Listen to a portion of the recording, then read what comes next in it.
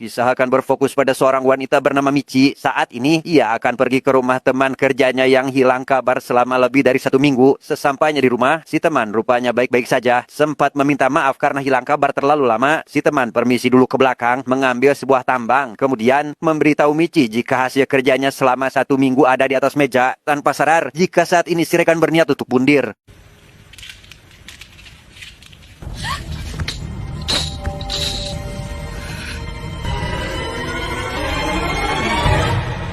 Melihat rekannya seperti itu, Michi buru-buru pulang dan melaporkan apa yang dilihatnya ke polisi. Setelah memberikan keterangan, ia dijemput oleh kedua rekan kerjanya yang lain bernama Yabe dan Junko untuk makan, sekaligus mendiskusikan apa yang sebenarnya terjadi dengan mendiang, apakah dia punya depresi atau tidak, dan jika dia depresi, apakah tidak ada cara lain selain melakukan hal seperti itu. Di tempat kerja, Michi terus melamun terkait kematian rekannya. Masih tak habis pikir kenapa si rekan harus berakhir seperti itu. Baru saja selesai ditenangkan oleh Junko. Kini Yabe mengajak mereka berdua untuk melihat sebuah disk milik si rekan yang ternyata berisi gambar kamarnya dengan adegan yang sama, serta bayangan si rekan yang terdapat di salah satu layar monitor.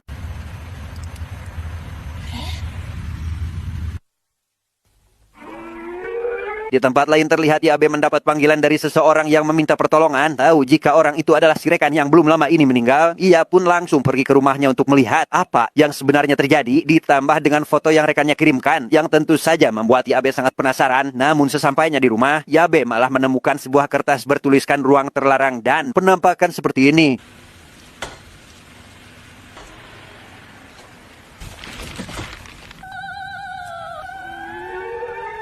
Di perjalanan pulang, Yabe tak sengaja melihat sebuah pintu dengan terbungkus lakban merah. Ingat dengan tulisan ruang terlarang, Yabe pun memberanikan diri untuk memasuki ruang tersebut. Tapi apa yang terjadi?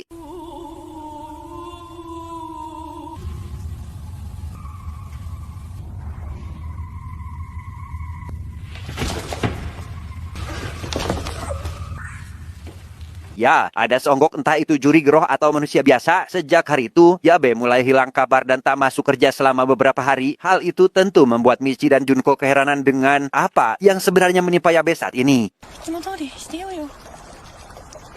Terlampau penasaran, Michi pun berniat untuk mengunjungi rumahnya. Namun karena lupa jika di tempat kerjanya ada telepon, ia pun memutuskan untuk menelponnya terlebih dahulu. Yang baru saja nomor ditekan, Yabe akhirnya muncul dan langsung memasuki ruangan tanpa memperdulikan Junko yang tidak berhenti bertanya terkait kondisinya.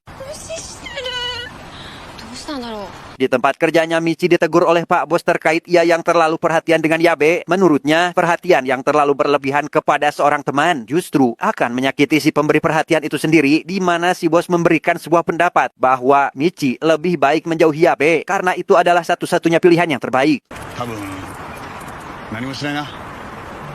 Tanpa menggubris peringatan Pak Bos, Michi kembali menghampiri Yabe untuk menanyakan kabarnya hari ini. Di sini Yabe mulai bercerita jika setelah ia memasuki ruang terlarang, pintu dengan lakban merah, ia melihat sosok yang mengerikan, tubuhnya menjadi kedinginan, dan meminta Michi untuk jangan pernah sekali-kali memasuki ruangan itu. Selesai dengan cerita si Yabe, Michi pun akhirnya pulang setelah jam kerjanya telah selesai. Namun di tengah perjalanan, ia malah melihat pemandangan seperti ini.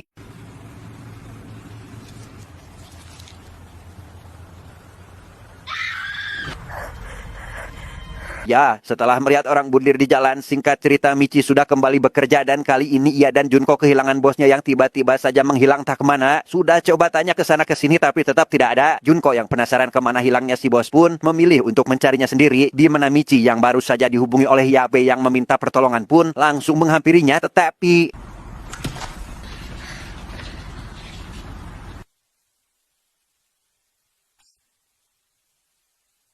Yabe berubah menjadi noda hitam dengan suara yang masih terdengar jelas oleh Michi. Takut jika Junko kenapa-napa, Michi yang masih takut atas kejadian barusan pun langsung mencari di mana Junko yang ternyata baru saja memasuki ruang terlarang. Sempat ditarik keluar oleh Michi, Junko malah berontak dan kembali masuk ke dalam sehingga Junko.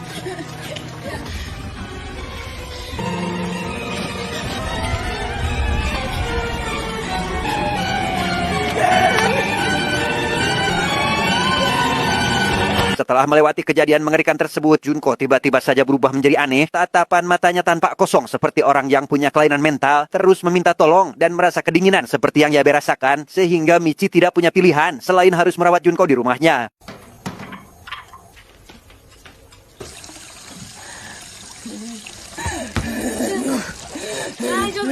Di suatu pagi, Junko mulai berdiri di depan kaca jendela seolah tidak terjadi apa-apa. Sambil senyum tipis dan kembali ke wajah datar, Junko berkata jika mungkin hari ini ia akan mati dan tebak apa yang terjadi. 私死んじゃうのかなこのまま。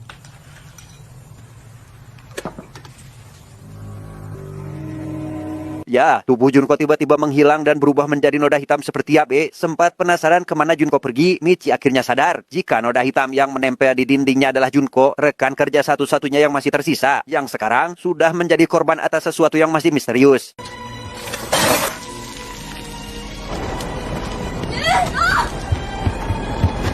Khawatir dengan ibunya di kampung, Michi lantas menghubunginya namun tidak dijawab. Takut jika sang ibu bernasib sama dengan Junko dan yang lain, Michi langsung bergegas ke rumah ibunya saat itu juga. Sementara itu di tempat lain kita akan diperkenalkan dengan seorang mahasiswa bernama Ryosuke. Saat ini ia sedang belajar tentang bagaimana cara internet bekerja. Awalnya sudah connect, namun lama-kelamaan Ryosuke akhirnya berhasil mendapatkan apa yang dia mau. Tapi coba tebak apa yang terjadi setelah dia connect?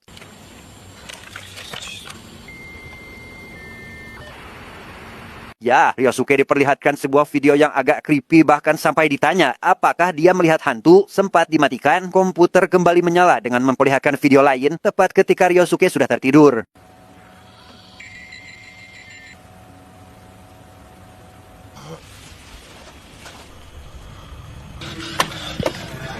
Singkat cerita, esok hari pun tiba. Ryosuke pergi ke lab komputer untuk menanyai salah satu mahasiswa jurusan tersebut terkait kasus yang dialaminya semalam. Apakah komputer bisa terhubung langsung ke internet? Apakah hantu bisa main komputer? Tidak. Tidak mendapat jawaban dari si mahasiswa, Ryosuke dihampiri oleh seorang wanita tenaga pengajar bernama Harue. Rupanya ia merasa tertarik dengan pertanyaan si Ryosuke ini, memintanya untuk menyalin alamat browser yang terakhir dia buka. Namun karena Ryosuke masih tabu di dunia komputer terutama internet pun, Harue harus mengajarkannya untuk melakukan hal tersebut. Kembali pada Ryosuke, malam itu komputernya menyala secara otomatis dan memperlihatkan kembali sebuah video yang sangat creepy. Sempat tidak peduli dan hanya melakukan print screen saja seperti yang diinstruksikan oleh Harue. Namun, lama-kelamaan video tersebut pun mulai terasa menakutkan sehingga...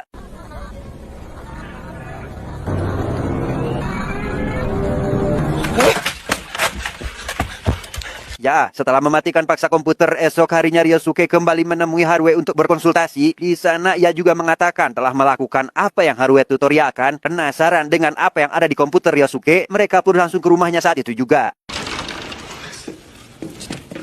Sambil menunggu Harue memeriksa komputernya, Ryosuke mulai berbenah karena kamarnya terlampau berantakan. Meski sudah dikorek-korek sampai ke dalam-dalam, Harue tidak menemukan hal yang aneh seperti yang dikatakan Ryosuke. Dari rumah mereka kembali ke kampus untuk melanjutkan diskusinya. Namun karena Harue masih di jam kerja, maka Ryosuke memilih untuk pergi ke kampus tepat setelah dia mendapatkan nomor HP wanita itu.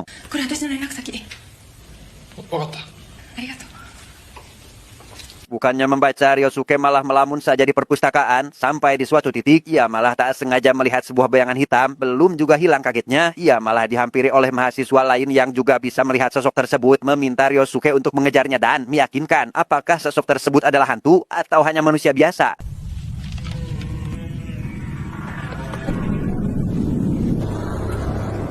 Setelah dikejar-kejar tapi tidak ketemu, Ryosuke pun melaporkan pada teman barunya, kita sebut saja Samsul. Jika bayangan itu tiba-tiba menghilang dari pandangan, sempat akan berpisah dengan Samsul. Ia yang masih penasaran pun langsung bertanya, barangkali Samsul tahu tentang asal-usul sosok tersebut.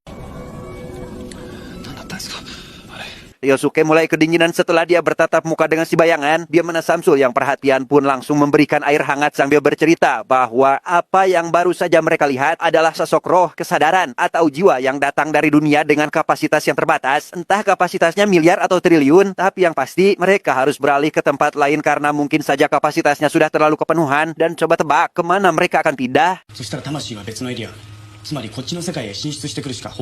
Dan ya, mereka akan pindah ke dunia manusia lewat sebuah gerbang atau portal yang diberi tanda lakban berwarna merah. Dan karena gerbang tersebut sudah tersebar di seluruh tempat, bahkan ada yang membongkarnya, membuat roh-roh itu bebas berkeliaran di dunia manusia. Namun yang lebih parahnya lagi adalah mereka akan menetap permanen di dunia ini dan tak akan pernah kembali ke alamnya.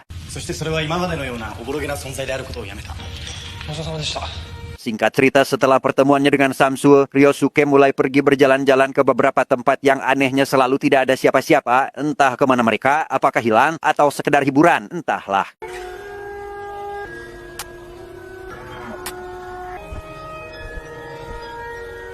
Dengan hilangnya orang-orang, Ryosuke langsung pergi ke apartemen Haruo untuk melihat apakah keadaannya baik-baik saja. Namun sesampainya di sana, ia malah melihatnya bertingkah seperti ini. Setelah ditenangkan, Haruo akhirnya bercerita jika selama ini dia tidak memiliki orang tua karena telah meninggal sejak Haruo masih kecil. Hal itu membuatnya tumbuh dengan ketertarikannya pada sesuatu hal gaib, terutama kematian. Karena menurutnya, setelah manusia mati, maka ia akan hidup bahagia bersama semua orang di alam baka. Namun setelah beranjak dewasa, Haruo akhirnya sadar bahwa semua orang akan tetap sendirian setelah mereka mati. Sepulangnya dari kediaman Haruo, Ryosuke mampir dulu ke sebuah tempat untuk bermain dingdong. Namun karena terlalu sepi atau tidak ada orang, Ryosuke memilih untuk pulang saja. Sampai ketika ia melihat bayangan hitam di tempat itu, Ryosuke mencoba untuk mencarinya dan langsung kabur. Tepat ketika bayangan itu mulai bergerak seperti ini.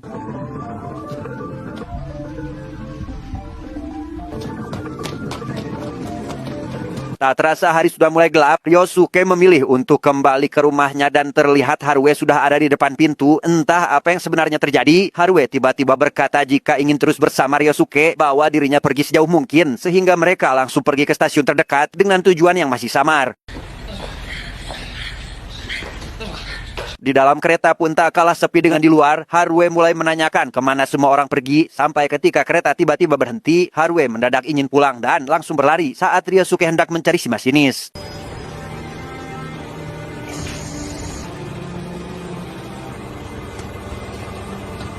Entah kemana perginya wanita itu, Ryosuke tidak dapat menemukannya dimanapun. Yang ternyata saat ini Haruo sedang berada di rumahnya, kembali melihat aktivitas paranormal di komputernya. Sampai di suatu momen ketika printernya menyala sendiri dan mencetak tulisan tentang ruang terlarang, Haruo akhirnya sadar jika saat ini ada entitas asing yang sedang berada di kamarnya.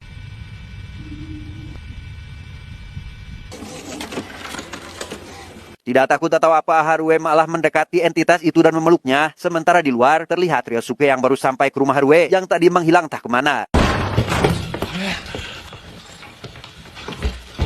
Setelah pintu didobrak, rupanya Haruo sudah tidak ada. Dengan penuh kebingungan, Ryosuke kembali mencarinya ke sana kemari dan malah bertemu dengan Michi yang saat ini sedang pingsan akibat mobilnya menabrak pembatas jalan. Setelah berbincang dan saling berkenalan, keduanya akhirnya akrab dan mulai mempertanyakan tentang kemana perginya orang-orang menghilang secara misterius, termasuk ibunya Michi yang juga telah menghilang tak kemana. Michi meminta bantuan Ryosuke untuk memperbaiki mobilnya yang mogok, dan setelah mobil selesai diperbaiki, Michi memutuskan untuk ikut dengan Ryosuke mencari Haruo kembali ke rumahnya yang saat ini sudah dipenuhi tulisan aneh seperti yang sempat Haruo lihat di video. Setibanya di sebuah pabrik tua, mereka melihat Haruo sedang berdiri di lantai atas dan langsung pergi setelah mengetahui jika Ryosuke dan Michi mengejarnya. Sempat melihat lakban berwarna merah di area tersebut, Haruo akhirnya muncul dengan sepucuk pistol di tangannya dan...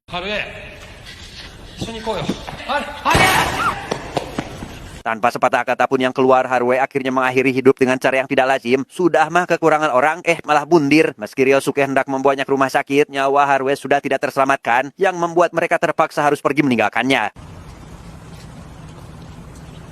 Mobil yang kehabisan bensin membuat Ryosuke harus kembali ke pabrik untuk mengisi jaliken terlebih dahulu. Setelah memompa dan akan menutup jaliken tersebut, tutupnya malah copot dan masuk ke dalam ruang terlarang yang diberi tanda lakban merah.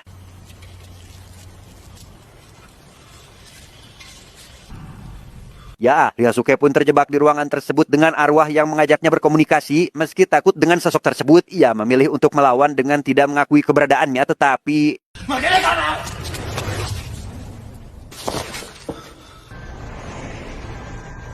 Entah apa yang terjadi, Michi yang sudah menunggu terlalu lama pun memutuskan untuk menyusulnya saja, di mana Ryosuke sendiri saat ini sudah berada di luar tempat terlarang dengan kondisi lemas dan tak berdaya.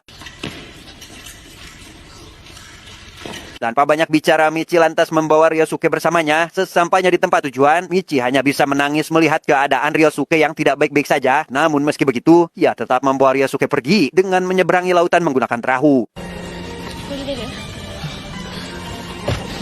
Setelah mengambil kunci dari tempat sewa, Michi langsung tancap gas tanpa tengok kanan kiri dan sekarang ia sudah menaiki sebuah kapal bertemu dengan orang baru yang saat itu akan pergi ke Amerika untuk mencari kehidupan. 先へと。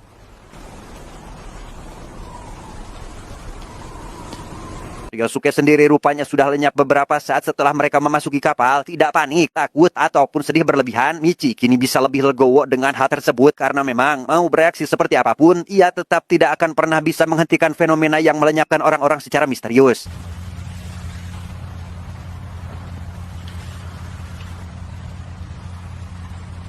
Tamat, endingnya sangat membagongkan.